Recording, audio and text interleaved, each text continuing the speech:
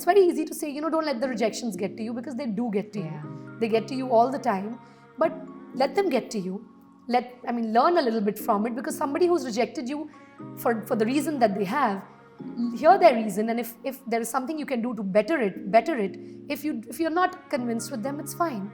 Go on with your journey, and then you will find your people who will believe in what you have to offer. Fortunately, had a healthy pregnancy, so kept working till the last day. I remember my film released on 20th June, and my son was born on 3rd of July. Which film was this again? Last Stories. Last Stories. And I was the first one. I was working till 2nd July night. There was World Cup going on, Football World Cup. And I went home and I realized that, okay, I'm going to go into labor. And in the morning when I was going into the OT, I'm making my calls to my team like, listen guys, I'm not going to be available for the next 48 hours. This has to be done. Do not call me. Peacing out. And my gynac is looking at me like, really? Are you really doing this? I had a cook and she had a 9-month-old baby, and she would come for 2 hours to cook for us. And I'd be like, where have you left your baby? Yeah. And she'd be like, oh, the neighbor is looking at her for 2 hours that I'm cooking for you. So I'm saying these women are actually really strong women, because they don't have a choice. They have to go out there, make the money for their children, right? They don't have an option of, should I work, should I not work? Women are just multitaskers. We can be in a really, really important meeting and our cook will be calling and we'll be like, make this for their lunch, and then you're suddenly back into work, and we may manage. We are multitaskers. I don't think most of the men can multitask the way women can. So we multitask, we are there, we are here, we are everywhere. So for starters, I've stopped caring about perception. So if women, if people feel like, we always have this tendency, and I hear that, oh, she's just frustrated. Oh, she's probably PMSing. Oh, just stop caring about perception. If I have to get something done, I'm going to get it done. Ashi, it's absolutely fantastic to have you here today. Before we dive into the questions, I wanted to say the world is so small. We figure out some a billion connections in common. In 12 minutes. In 12 minutes of conversation, right? And I think that's the best part about being, fellow entrepreneurs and fellow moms, right? Because we figured out connections. Yeah, from our mom space to the workspace, everything. Everything. Yeah. But, I'm super excited to have you here today for 2 reasons, right? One is that most of the conversations we've had so far on Mompreneurs Legends have been with entrepreneurs and mothers who've been in consumer tech, in traditional, perhaps more traditional, disrupting more traditional industries, right? Yeah.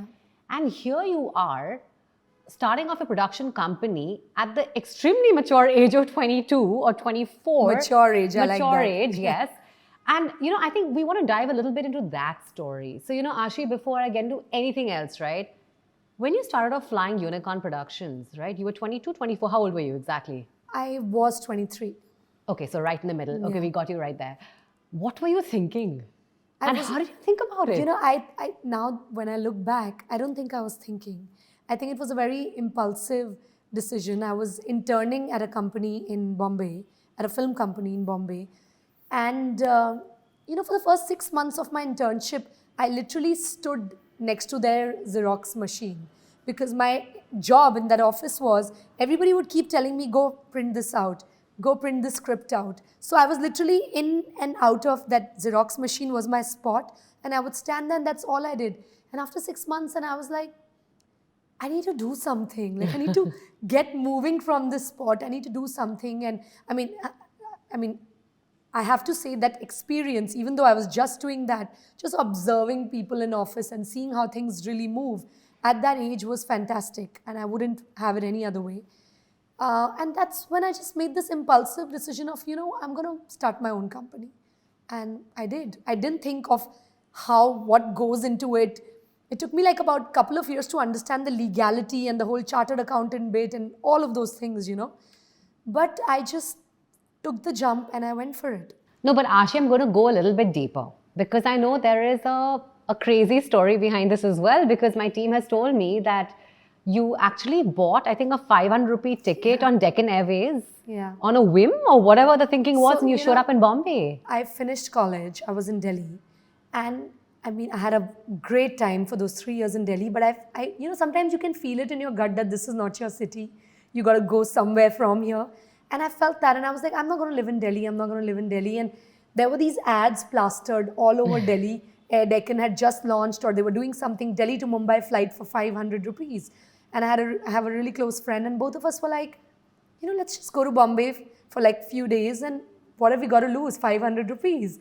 So we took that flight, we came to Bombay, and Bombay is one of those places where I instantly was like, I love this city. This is where I'm going to be. And I remember it was the monsoons, and Bombay was like not in its best shape, but it was just one of those things that I've got to find something here, I've got to stay here, I've got to do something in Bombay. And yeah, so Air Deccan brought us to Bombay. So I'm going to rewind right back. One of my favorite questions to ask, the folks I'm interviewing is, if your friends in school, you went to Sherwood, right? Yeah. And you grew up in Bareilly, you mentioned that, right? If your friends, let's say your childhood friends, your school friends were to see you today, right? Would they say, this is the Ashi we knew, this is the Ashi we always thought she would be? Or have you, what were you like as a child growing up? Tell us a little bit about you, Ashi, as a child and your life. I was not an achiever in school at all. In fact, there were many times I was questioned, what are you even going to do with your life? You are not, one of those average students who's just average at all their subjects, but not excelling at anything great. I was one of those. I was average. I would say I was just an average student. I was extremely naughty and always in trouble for something or the other at all times. In boarding school or? In boarding school. Always up to how do I get out of here? How do I get food that I'm not supposed to eat? Always thinking of things that you're not meant to do. So if my school friends or people who knew me back then were to, so my core as a person, I think I'm still the same. I mean, that doesn't change, right? You are that person. But I feel if they would have never imagined that I would do anything with my life. Forget getting to Bombay and being able to make something of myself. I don't think so. Everybody was just like, what are you doing? You're always in trouble. And I was always in trouble. So, yeah. And you're not from a film family, correct? There's nothing. I'm not even from Bombay. So yeah, exactly. So, I mean, we talk about and, looking outside in at Bollywood, right? First of all, it is so male dominated, whatever said and done. The narratives, the main protagonists, the directors, the producers, the financing, everything is so male centric and so male dominated. On top of that, you're not even an industry insider, right? So tell us about how you even 22, you start off a production company. What happens next? When I started, I delved into a lot of advertising funded programming. So I produced a lot of content for television. There was Zoom, there was Sony, there was a lot of networks that I was producing content for. How do you even pitch to, how do you even get those accounts in? I just pursued ideas. So if I had an idea, I just tried to see how I can make that happen. So for example, I did a show called Director's Cut on Zoom. And then I did this concert called Wave, which was a concert for women empowerment, which was attended by 10,000 women only. And people who performed at the concert were people like Salman Khan, Priyanka Chopra, Katrina Kaif, and so on and so forth. It was a physical concert? At BKC MMRDA. And I wanted to do this concert to honor women from different walks of life, and a concert that women can come freely and just enjoy. That's why the audience was just women. And you had entertainers entertaining. And 10,000 women attending. About 8,000 to 10,000 women, yes. And which year was this? This was in 2010-11. We did it 3 years in a row. Wow. For Sony. And when I wanted to do this property on television, the idea was, how are you going to do it? I mean, the television channel might not bite into it. So you pitch it to brands, at the same time you pitch it to television channels, you get them, how an advertising funded programming works. So I did that for about 3 years, and post which is when I had, again, this idea of wanting to make a film on celebrating 100 years of cinema. And that's when I made my first film called Bombay Talkies in 2013, and we ended up world premiering at the Cannes Film Festival. And that's where the journey You began. make it sound so simple, Ashi. You're step by step, but, I mean... It is hard to express in whatever little time we have the challenges one really went through, and there were many. And there are still many. When you put any project together, whether big or small, there is a lot of challenges at every stage. Putting a shoot like this together sometimes could be challenging for a producer if you ask your producer. So there are challenges whether you're doing a small or a big shoot. But I mean, I think we're here to talk about how you can overcome that. Correct. Because there is a way to make it happen. And that's what producers and people like us try to do at our workspace. Correct. So when you have an idea, there's going to be 100 challenges thrown at you for any field. But Ashi, I really do want to come to that again because I'm so inspired. And, 22 years, 23. We closed on that, right? 23 years of age. You've mentioned multiple times that you've obviously been able to also get a lot of help in time from folks like Anurag, and Yes. you've built your networks out. One of the big things about being an entrepreneur, it's a people's business, Yes. right? You're managing people, you're building relationships with people. They are actually talking about you and sponsoring you or talking about you in a very positive way and opening up opportunities where you don't exist because of you putting in the effort to build those relationships as well, right? Maybe if you really take a step back, right, and say, okay, here, let's the 3 things that I think I did really well in hindsight as Ashi, right? Of course, I was talented. Of course, I was driven. Of course, I was gutsy, right? But the 3 things I did really well that you advise a mom who's watching or a woman or a young man who's watching this, right? What would those 3 things be? I think step 1 is to be so convinced of what you're pitching to people. Because if you are shaky or doubtful about what you really believe in, then you're not going to be able to convince the other person. So I think what I did was, whether it was the show that I did for Sony, or whether it was the film that I made, my first film, when I went to the people that I went to, I was really convinced. And then I think, and this is what people tell me later when they start working with me, that I'm so persistent. That if I get after something, I really get after it. So people always tell me this, whoever works with me, they're like, we just, beyond a point, we were like, you know what, let's just do it. So I'm really persistent. I really believe, when I really believe in something, I go for it. And then I persist till I make it happen. And I think eventually you have to hold your head high through the whole thing, that the process that you're going to go through. Because like I said, there are going to be ups and downs at every step of the day. You're going to get one call which is going to throw you back, be like, okay, this person is not showing up today. This has happened. So there are ways, and there are days where I have meltdowns where I'm like, what am I going to do? And then you have to just take a step back and be like, okay, this has happened. There's nothing you can do about it. What is the solution? And the minute you start focusing more on solutions, eventually it all works out. And I feel like that in every field it works, even at home.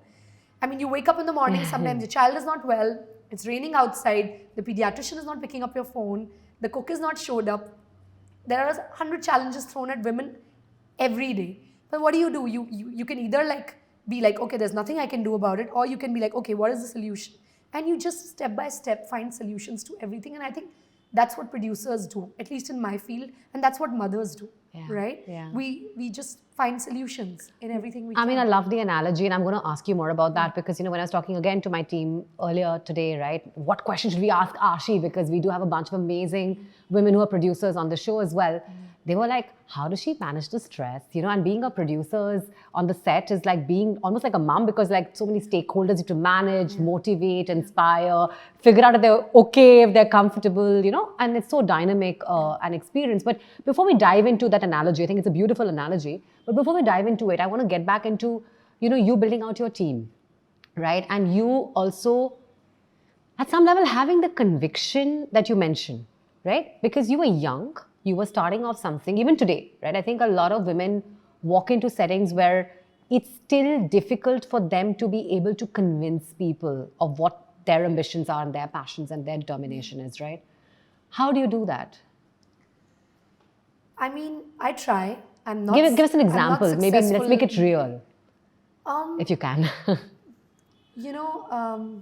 So for example, if there is a film idea that I have, there is a show that I've just produced. So the thing is, when you have that idea, you develop it further. You develop it to a point where you're willing to take it out in the world. You're presenting it to the world, Correct. right? You're presenting it to the financiers, you're presenting it to people, the networks, executives from all walks of life. So, like I said, you develop it to a point where you feel you're ready for it. You're ready to take your baby to the world. And once you are convinced and you are ready to take your baby, however long it takes, sometimes it may take 5 days and sometimes it takes a year. And then when you're convinced, you try and pitch it to as many people as you can. And if there is some merit to your idea, and if it does make sense business-wise and creatively, you will find your people. You will find people who will be like, who will show faith in you, whether it's a business idea, a film idea, or anything that you're trying to put together. So once you are 100% sure and convinced that you've done your best with it, and you go out with it, and you are going to face a lot of rejections. Yeah. I face rejections weekly. So you're going to face rejections, and it's going to happen. And it's very easy to say, don't let the rejections get to you, because they do get to you. They get to you all the time. But let them get to you. Learn a little bit from it, because somebody who's rejected you for the reason that they have, hear their reason, and if there is something you can do to better it. If you're not convinced with them, it's fine. Go on with your journey, and then you will find your people who will believe in what you have to offer. Yeah. And sometimes it may take a long time, and then it's all about the waiting game. You've done that with your business. We've all done that. We've all done that. So yeah, that's what we do. No, I love what you said. I think 2 or 3 things, right? One is about find your people. Yeah. I think that's such an important part, because, this journey again is... People you want to collaborate Correct, with. It's so important, because sometimes you get into collaborations which halfway through the journey, you're like, what have I done? Yeah. And it happens. Yeah. You're like, what have I done? But you have to go See with it through. See it through. So it's very important. It is like marriage. Yeah. Like whoever you're collaborating with on your business or on a particular project, just make sure that you're on the same page, and your strengths are, their weaknesses are your strengths, and vice versa. Because it's really important to find your people and people who will empower you along the journey, motivate you, and you are always motivating each other, because there are days someone in the team is having a bad day, and then there are days when, and if you found your people and they're the right people, you'll sail through with them. Yeah. No, I love, and I can't agree more with you, because it's so much about the people and the energy. It's all about the people. Yeah, and I think also because one person can only do that much. Correct. It's the team that you build together, and the people that come together for businesses or for projects is what take it along. So, coming back to team building, right? I think that's an extremely important part of entrepreneurship. Obviously, it's like the lifeblood. What are maybe the 2 or 3 things you'd advise people watching on how to really think about building the most robust team, the most supportive team, the most kick-ass team there is? You find the people who are on the same page or who have the same goals as you. But there are times you as the leader or you as the person running the company has to build it for them, because when I joined somebody, I've done many internships in my life while I was doing college. The people that you work with or under sometimes, they also lead the way for you. They inspire you in ways that they don't even know they have. True. Somebody may join my office and I may not end up giving her that much time of mine, but just her seeing the way I function, or me seeing the people that I have interned under, just seeing them the way they function, the way they took things head on, the way they've managed stress and challenges, it just teaches you so much more than a college would, Like I've interned under Barkha Dutt. And recently I was fortunate that she interviewed me, and then she was like, do I know you? And I was like, yes. I was 18, I was in your office, and I was this girl. And she was like, and she's inspired me in a way she doesn't even know she has. So sometimes just being in the right room with the right kind of people, they inspire you and they leave you with things that you've learned from them, which they've not consciously taught you, but they've just been themselves. Yeah. And you've learned so much from them. Yeah. And that's what it is. When you build a team, you have to constantly keep inspiring and getting your team together, because your team will have days where they will be fully down and out. And then how do you manage that is what a leader or an entrepreneur really does. Yeah, and I think equally the reverse, right? Yeah. There'll be days when you'll be down and out, Absolutely. and then your team will come to inspire you in ways that you'll Absolutely. be like, this is incredible. There are days where I'm like, okay, I don't think we can do this shoot, and my EP will be like, no, we can. I'll figure it out. I'll work out another system and I'll come back to you. And then they present something to you and then you're like, oh, okay, I didn't see that. So, I anyway believe in working together. Yeah. So we work, we collaborate, we are always sharing ideas. The room is open for anybody to say whatever they want to say. So, Ashi, I want to pick up on this point on collaboration. And I hear, of course, a lot of women talk about how important collaboration is. And it is. We all know it's super critical. But, there are times when you are the boss, right? You are the founder of your production company. You need to get stuff done. And those times require you to maybe be more forthcoming and more pushy than regular, right? Yeah. But it's tough. if you're a woman, because you're perceived as the so-called bossy. How do you deal with situations where you need to get stuff done and, it's your word or it doesn't happen? So for starters, I've stopped caring about perception.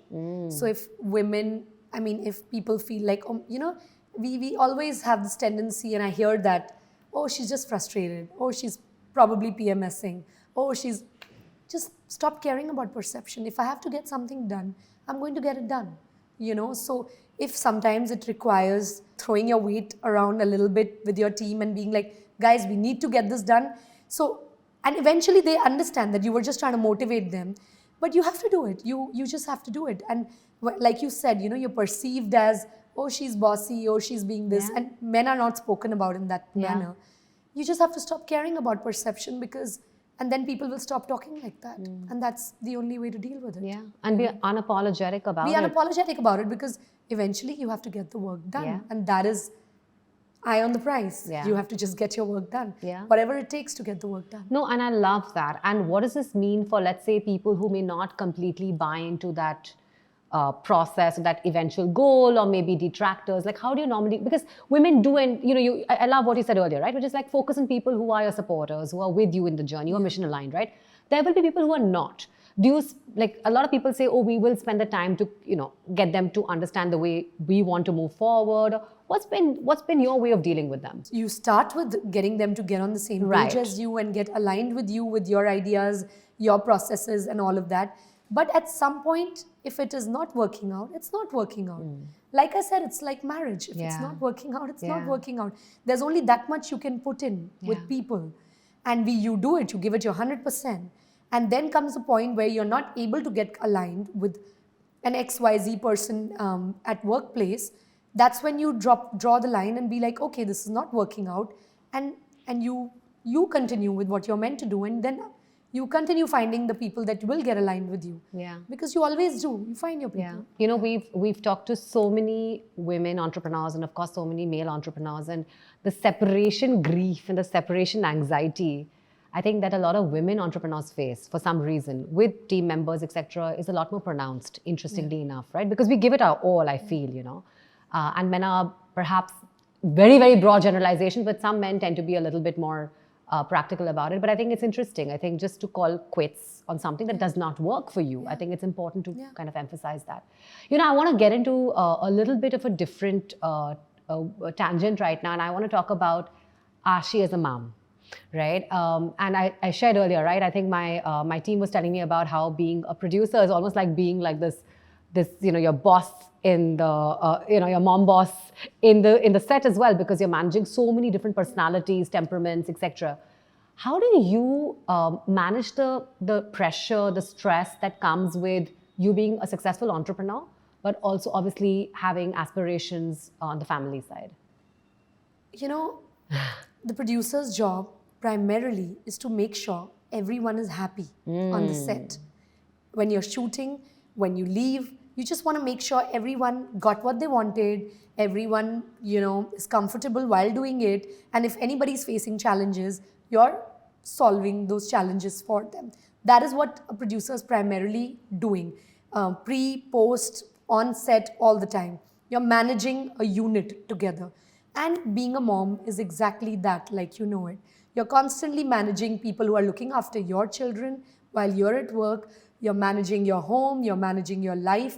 You're trying to get a life for yourself by meeting your friends once in a while. So it's a lot of management, at all levels. And we are all doing it. I mean, every woman who is working, and whether she's a producer or just has a 9-to-5 job, we're all doing it at our level.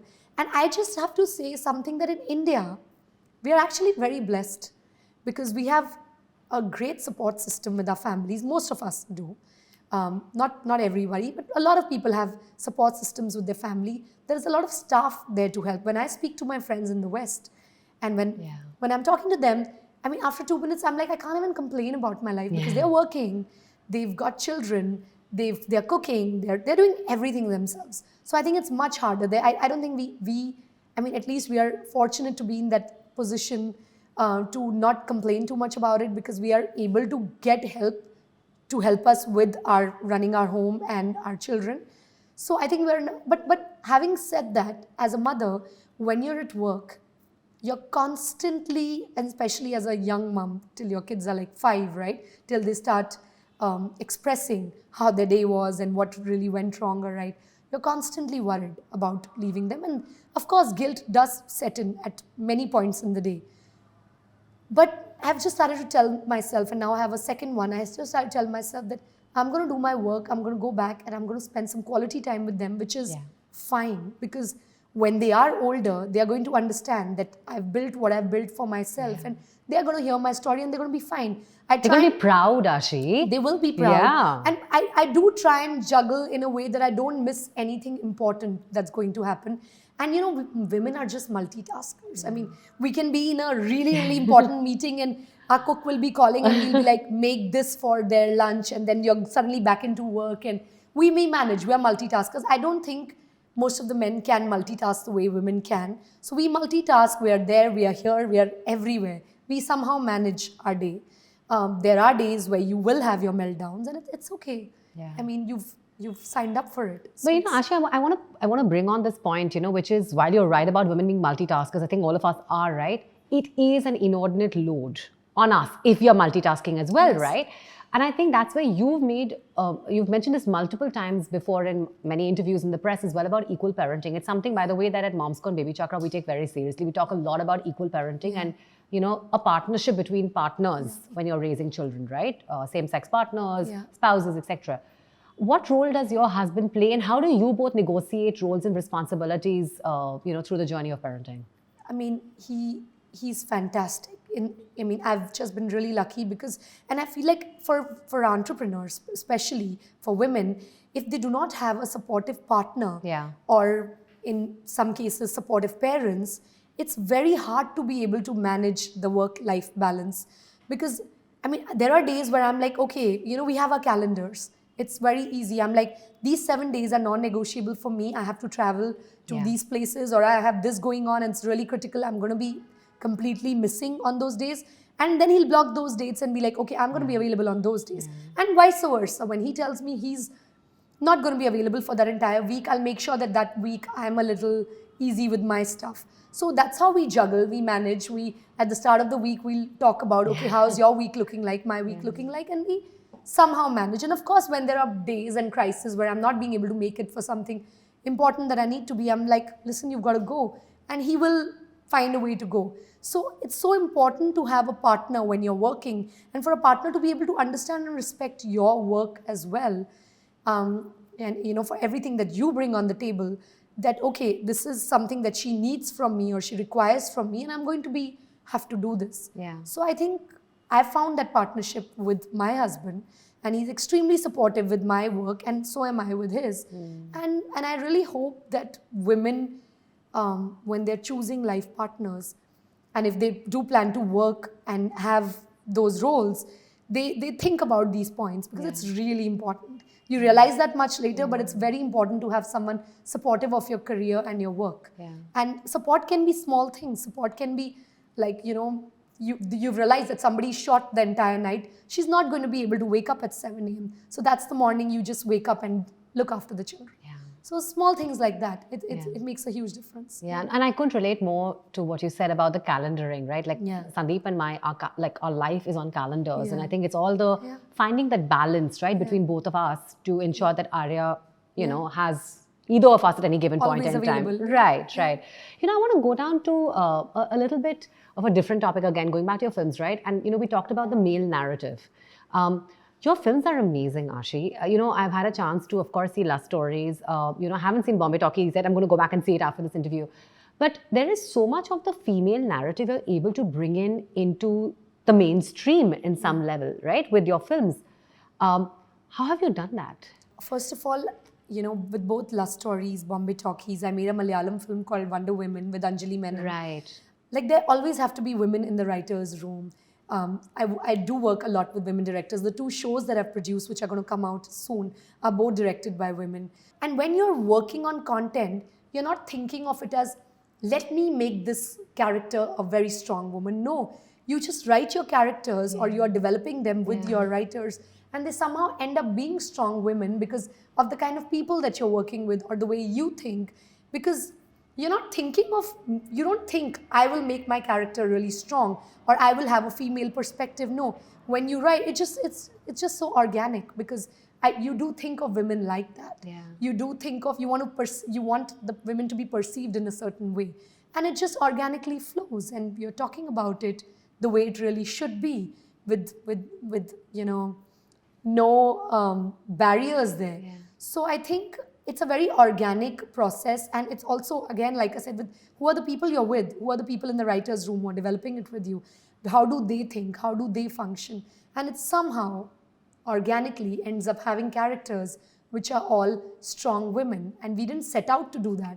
It just works out like that. Yeah. You know, the reason I asked you this question also is because it's all about who writes the narrative, Yes. right? That shapes the perception and shapes the narrative and shapes the dialogue, right? I mean, media controls the mind, we know that, right? So in a small way, the whole Mompreneurs Legends podcast also is a way for us to shape that narrative, to basically make being a mom and being an entrepreneur and a successful entrepreneur extremely normal, right? Because so many people look around and they're like, you know what, I don't know if when I become a mom, can I also be an entrepreneur? Can I also pursue, an extremely ambitious goal for myself? And I think this is one of those attempts. So, which is why I find your example of how you've thought about your films and how it's kind of unconsciously almost come out, but because your teams are full of amazing women, that this has happened to have happened, right? So I think just the last two questions here, right? What have been your highest highs and your lowest lows? Oh, lows, they've been. No, but we need to hear. We need to hear this and as candidly as possible. I would say.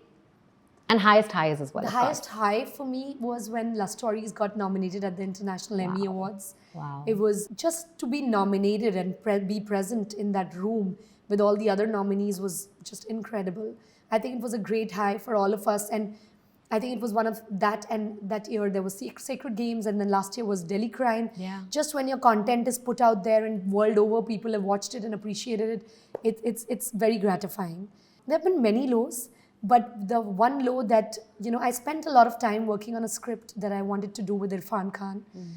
It was a love story that I was working on for 2 years, and Irfan was going to do it. And for some reason, many reasons, it didn't work out. And then eventually now we don't have him with us. That was a big low, and I wish that we had found a way to make that film happen because it was a very special film and Irfan was very excited to do it. So that has been a low that stayed with me. But you move on and you work on other stuff. And has there been a time, and I want to talk about your lowest low now a little bit more personally, like from you as an entrepreneur perspective, right? Has there been a time when you've really, really second guessed yourself? And how did you, and I know you do, I know we all do this every day, but like maybe a specific example that you can talk about and how you bounce back from it. Because I think even in the bouncing back, there are a lot of lessons that people watching this can take away. Yeah, like all of us, there were many lows and many setbacks. In fact, after that film didn't work out, I was like, I do not want to make films. And that was a time, I think, like for about 8-9 months, I was just so low with everything because I'd done everything in my power to make that happen. And it didn't work out, and I was so down about it that I was like, I don't think I'm like you second guess yourself. I don't think I'm cut out to make movies. I don't think I can make movies. I don't think I should be doing that. So all of those thoughts, and I think I went into a bit of a shell for a few months, and gradually, slowly, my partner, my friends, they all motivate you, and you're like, you can do it. Come on, you can think of something else. This can't be like this can't be it. You can't be so attached to something. So you gradually pick up pieces, you think about what you can do, and it takes time. It's not easy. It takes time. It took me many months, and you pick pieces from where you left them, and then you come back with something, and it is tougher always to come back from things where you've almost had meltdowns of wanting to run away. But I feel like if in your core that is something that you never really gave up on, because sometimes we give up on ideas and we think we've given up on the whole thing, but sometimes it's just that one thing you've given up on. So park that thing aside. Maybe that was not the right time for it, and the time for it will come back, and you focus on something that may work out for you, and you see what the environment you're in, what is it that you can put together at that time, And I focused on that, and then I love that. I love that. And I think the two themes I'm really taking away very strongly from your conversation is about focusing on the yesayers and the naysayers. And number two, like maybe just acknowledging that this was not meant to be. Yeah. And then Sometimes just moving the timing forward. is wrong. Yeah. You know, there are things you have to park aside for that certain time, because at the time you think you want to do it, maybe that's not the right time. And somehow all of those realizations come to you later. You're like, okay, good, it didn't work out. Do you believe in destiny? Is this destiny, or is this like just being practical about like... I think it's more practical about Yeah. it. You know, because I'm like, you give something your all, and then it doesn't work out. That's when you're like, okay, park that aside. It's fine. It's not working out right now. We'll revisit it. Or maybe never. Or maybe we will. We don't know. But for now, this is not the time to do it. And you focus on what is really working for you. Yeah. And that's what I do. Yeah, you know, I have so many questions to ask you, but I'm going to like stick, I think, now to actually the final two. Bollywood is extremely, I think, interconnected, right? And there's a lot about people, like when you're building out your team for your crew, or, you know, with actors, actresses, financiers, etc., right? Maybe two top tips from Ashi on how to build relationships in a completely alien industry and how to nurture them, I think, more importantly. You know, look after your people. When you build a team, and because like I said, that one person can only do that much, right? In the workspace. When you build your team and everybody is adding something to it, that's why they are with you. You have to look after them as well. You have to look after their needs. You have to look after what's not working for them and give them that open platform to be able to voice it in any workspace. So that's what we try and do. I mean, I try and do that on a daily basis. And sometimes I'm like, you know, somebody who's working for you is not looking happy. You have to be like, what happened? You have to sit with them, invest that time with them, and understand what is not working for them. And maybe you will get a line, maybe you won't, but at least giving them that time and space and investing time with people who are going to take everything forward with you is very, very important. And I think I focus on that. The other thing is, especially in the industry that I work with, building relationships is important, having those equations is important, but also detaching is equally important.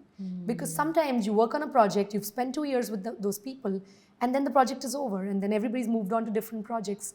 And then you're like, okay, what happened? I've not spoken to that person in 2 years, and where is that person?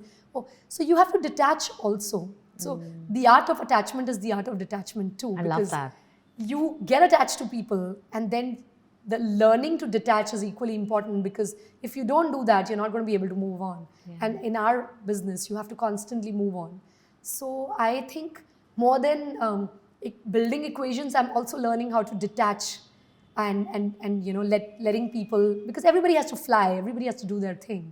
And it's very important for you to be able to understand that. Yeah, I absolutely love that. I think that's actually some of the wisest words I've heard in a long time. And, you know, on to my last question, as I promised. Any words of advice or, you know, like these are Ashi's mantras that you want to leave mums, dads, young professionals watching this episode with you? I mean, I have a long way to go. So I don't think I can give any mantras, but I feel like you should first focus on what you really want to do. And when you've found that, just give it your 100%. That's all I can say. Because sometimes we're so confused. I was so confused for the first 3 years. I wanted to be a journalist. Then I wanted to be an archaeologist. Then I wanted to be an event person. I was so confused. But when you do find what you really want to do, and it's okay to be confused. You are going to be confused. Most of the times you're going to be confused.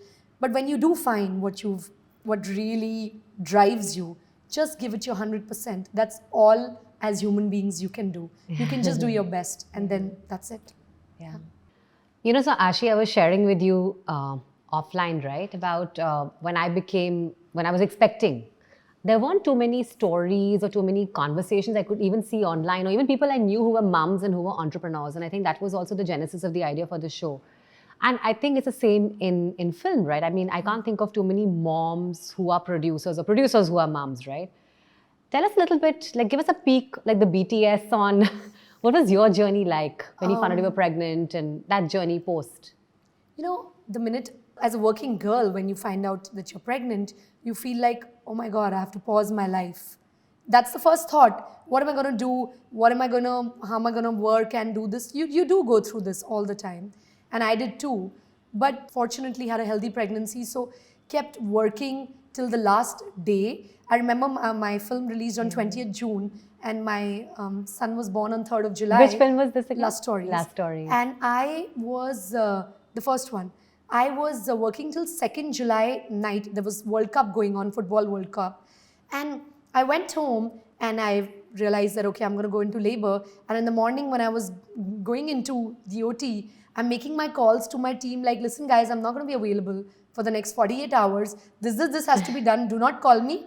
Piecing out. And my gynac is looking at me like, really? Are you really doing this? So we know, right, like how hard it is to be able to, the minute you find out about your pregnancy and then what are you going to do, how are you going to manage from there. I was back at work in like about 35, 40 days. And as a person leading the company, you don't have a choice. Correct. Sometimes you get, when you're in a job, you get that paid leave and you're like, okay, you can actually do this. But when you're running your businesses, you don't have an option. You have to get back to work as soon as you can, because if you don't get back to work, there isn't going to be work. Yeah. And that's why it was really important to quickly get back to work. And yes, I was, like you said, surrounded by a lot of women who were not working, or I would go for these classes during my pregnancy where women had taken a break or they were just enjoying this. And that's great too. I mean, it's great if you can afford to do that, or if you are in a position to be able to do that. And I was also around people who were not having the baby and yet working, and I was questioning myself too, that am I taking too much on myself? But I powered through, and then I powered through the second time, and I was like, okay, this is possible. And your Chotu's 22 months old now, right? So I mean, you're pretty much still a new, like a young, newish mom, right? Yeah. With the experience of having an older one now. Yeah. So Ashi, we were talking about this again offline, and I think there is a change coming. Maybe not in the wave that we'd love for it to come, but certainly there is something in terms of more women and especially more mums now taking on roles as producers, directors. Of course, actors are back in full force. What's your take on what's driving this change, and how can any lessons or anything that you think we can do to amplify this change further? Sometimes we mostly always talk about producers, directors, actors. Most of these people are in a privileged position, and they are able to get the help that they need to get back into shape, to be able to work, to be able to choose what they want to do, what they don't want to do, right? But then there are people who work on our sets, who work in our homes, who don't have that privilege, who don't have nannies to look after their children. Like, I had a cook, and she had a 9-month-old baby, and she would come for 2 hours to cook for us. And I'd be like, but where have you left your baby? Yeah. And she'd be like, oh, the neighbor is looking at her for 2 hours that I'm cooking for you. So I'm saying these women are actually really strong women, because they don't have a choice. They have to go out there, make the money for their children, right? They don't have an option of, should I work, should I not work? So they have to work either way. And then they find these communities, whether it's their friends, whether it's their neighbors, whether it's their family, who are looking at their children while they are looking at our children, or cooking for us, or doing the things that they have to do. Even on sets, there are people who are costume assistants, who are ADs, who've just given birth and have bounced back 8-9 months later. Sometimes the unit is helping them. Sometimes somebody back home is helping them. And not everybody is in a privileged position to be able to make the choice of whether I should come back to work or not. Some people don't have that choice. They have to come back to work. And I feel like those are the women that we should really be talking about and encouraging. And I hope they find their communities and people around them to help them in that time when they need to be out there to work, to be able to afford the life that they want to give their children. Yeah. So to me, they are the real heroes, because people like us are fortunate to be able to afford help, but they are not. So, yeah. Yeah, no, and I love the fact that you call them real heroes, because I think it is, I mean, the odds are definitely more stacked against them, and for them to surmount that and get onto the other side and still pursue their ambition is extremely powerful, very, very inspiring. And I've seen very, very similar stories play out in my teams as well, right? And I think those are the stories, you're absolutely right, that we need to talk more about and that we need to support very, very strongly. So thank you for sharing these. So Ashi, we're going to move into our next segment, which is called Never Have I Ever. And you have to be as honest as you can be about the questions I'm going to ask you now. Sure. So the first question, never have I ever based a character off on my own life. Not yet. You have not? But you intend to? I intend to. Okay, so we'll wait for that then. Never have I ever felt like becoming a mum affected my narrative as a producer. No. No? No. Interesting. Never have I ever let a negative rating bog me down. Oh, I have. Yeah. And how did you overcome it? You sulk, you feel bad. First it starts with anger, and then it starts with reasoning out, and then you get over it. Yeah. Yeah. Never have I ever felt like making love stories helped me also have a positive sex attitude in my own life. Yeah. You have. Yeah. I think it's been a very, empowering, very... After this one, if you've seen Konkana's film, Yeah. I look at my domestic health very differently, because I'm like, they all live in chawls, in very small rooms with their whole family. Where are they really having sex? It's hard. Yeah. I don't know where they're having sex, Yeah. So. And never have I ever missed my children's important milestones. No, I've not. You've not? No. And how have you managed that? Managed Just prioritized it. Yeah, taken them to shoots, taken them to office, all of that. Wow. I've been there. That's amazing. Yeah. I've been guilty of missing sports days. So Not yet. I mean, mine are too young, so Yeah, correct. we'll see. Yeah. But as of now, no. correct. Thank you. So Ashi, I know you're already very, very familiar with the Mom Scope. Yes. We've just heard your story about how you use the oil Yes. during pregnancy, but we have a small hamper for you that the team has put together, especially for It looks you. lovely, and I'm excited to use all of this. Like, there are lots of new products that I haven't tried. Yeah, so. there'll be a ton of them actually. So here's a small Thank you you. from us to you. Thank you. And It's heavy. yeah, Thank it's you. heavy. Do you want to hold it No, back? Thank you. And thank you again for being on the show. Thank you. My pleasure.